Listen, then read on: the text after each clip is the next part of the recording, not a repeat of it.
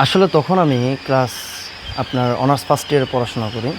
তো আমার এক বন্ধু, ওর দাদা এটা করতো। হ্যাঁ, তো ওইখান থেকে দেখে অনুপ্রেরণা পেয়ে আমি আমার বন্ধু শুরু করি আর কি। ওইখান থেকে স্টার্টিং পয়েন্ট। ওইখান থেকে। হ্যাঁ, আচ্ছা, আপনার এই কোয়েল পাখিটা করার আইডিয়াটা কীভাবে আসলো আপনার মাথার মধ্যে?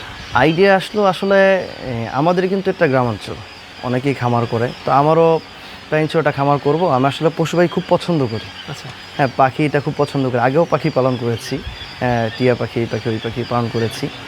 তো পাখিতে আমার খুবই এটা আসক্ত আছে। তো সেই ক্ষেত্রে যখন আমার বন্ধু এটা করতেছে, হ্যাঁ করছে 1 মাস আগে, আমার 1 মাস আগে, তো ওর থেকে দেখে যে ও করতেছে আমি কেন থাকবো, তো আমি ওটা স্টার্ট করি। তো ওইখান থেকে শুরু করেছিলাম। তো আলহামদুলিল্লাহ এটার সাথে আপনার নতুন আধুনিকায়ন আনছি, আস্তে আস্তে এটা আপডেট করছি। আপডেট করাতে এটা আসলে এই পজিশনে আসছে। আমি একটু ওদের থেকে অন্যরকম একটা পথে হেঁটে দেখলাম যে আসলে ওইটার মধ্যে কেমন কী আছে। তো ওইটা করে আসলে আমার ইচ্ছা জাগলো যে আমি কোয়েল পাখি করবো, সবার থেকে আলাদা। সবার সাথে আমার কোনো ধরনের জ্ঞানজাম হবে না, আমি আমার মতো, সবাই সবার মতো। এই পজিশন থেকে আমি এইটাতে করা, সেই ক্ষেত্রে আমার এখানে কোনো প্রতিদ্বন্দ্বিতা কম, সব কিছুতেই আপনার কম, আমি আমার মতো করে করতে পারবো। সেই ক্ষেত্রে এটার মধ্যে অনুপ্রেরণা জাগে, সেক্ষেত্রে এটা করতে পারি। আচ্ছা। আমাকে অনেকে বলেছে যে আসলে সবাই মুরগি পালে, তুই কেন পাখি পালবি? হ্যাঁ, এক একজনে বলেছে পাখি দিবে ফাঁকি, টিটকারি করেছে। আচ্ছা। আচ্ছা। এরকম হ্যাঁ প্রতিপন্ন এরকম শিকার অনেক হয়েছি।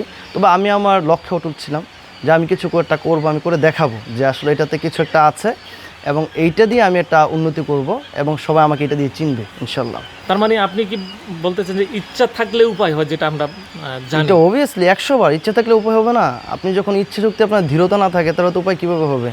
আপনার ইচ্ছা থাকতে হবে এবং ওই ইচ্ছা অনুযায়ী, স্বপ্ন অনুযায়ী আপনার কাজ করতে হবে, তাহলে অবশ্যই আপনি সফলতা অর্জন করতে পারবেন।